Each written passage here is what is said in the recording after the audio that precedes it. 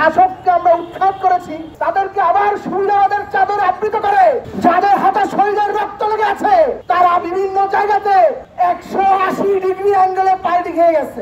তারা নাকি এখন সবচেয়ে বড় নিপীড়ক। শেখ হাসিনার কাছে গিয়ে বলেছিল আমরা আপনার পাশে আছি। সেই মুখগুলো কি আপনাদের পরিচিত না? বিভিন্ন জায়গাতে সেই চাটুকাররা এখনো বহাল তবিয়তে আছে। ফ্যাসিবাদের বিলোপ ঘটিয়েছি বা একটা ফ্যাসিস্ট শাসককে আমরা উৎখাত করেছি। সেই সফলতা যদি আমরা এই ফ্যাসিবাদকে টিকিয়ে রাখি তাহলে কিন্তু থাকবে না। আমাদেরকে এই ফ্যাসিস্ট রাষ্ট্র ব্যবস্থার যারা এতদিন হালুয়া রুটি খেয়েছে তাদের বিলোপ করতে হবে এবং তাদেরকে উৎখাত করতে হবে।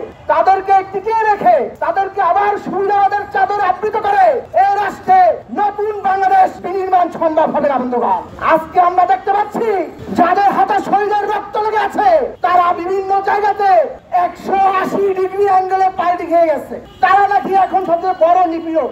বিভিন্ন জায়গাতে যখন শেখ হাসিনা পালায় তখন রাস্তায় নেমে একটা সেলফি তুলে বলে আমিও তো আন্দোলনে ছিলাম তোমাদের সাথে। মানে 158 জন সমন্বয় করলে আমারও একটু যুক্ত করে দিও, আমিও সমন্বয়।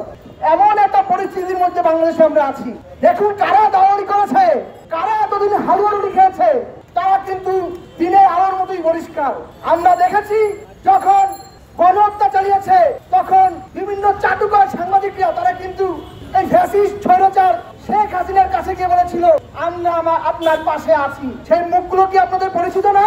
আপনাদের সকলের কিন্তু পরিচিত। কিন্তু আমরা দেখছি বিভিন্ন জায়গাতে সেই চাটুকাররা এখনো বহাল তবিয়তে আছে। আজকে বিভিন্ন জায়গাতে যারা দীর্ঘদিন এই হালুয়া রুটির ভাগিদার হয়েছে তারা ডিসি নিয়োগ হচ্ছে।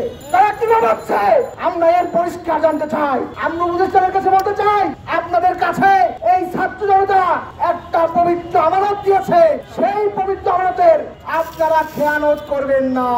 আপনাদের কাছে এই জাতি, এই ছাত্ররা, এদেশের জনগণ অনেক আশা করে।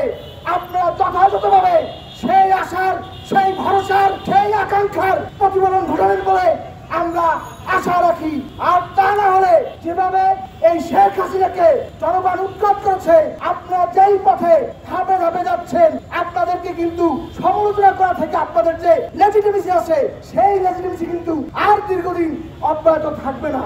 অতএব আপনাদের কাছে আমাদের বিনীত অনুরোধ, আপনারা যারা এই দীর্ঘদিন এই ফ্যাসিবাদের দোসরগিরি করেছে, এই যাদের হাতে এই শরীরের রক্ত লেগে আছে, তাদেরকে আর পুনর্বাসিত করবেন না। তাদেরকে দ্রুত সময়ের মধ্যে অপসারণ করুন, শাস্তি দিন। তাদের শাস্তি এই দেশের 18 কোটি মানুষ দেখার জন্য উন্মুখ হয়ে আছে। দেশের ছাত্ররা এই দোষরদের বিচার চায়, এই দোষরদের উৎখাত চায়।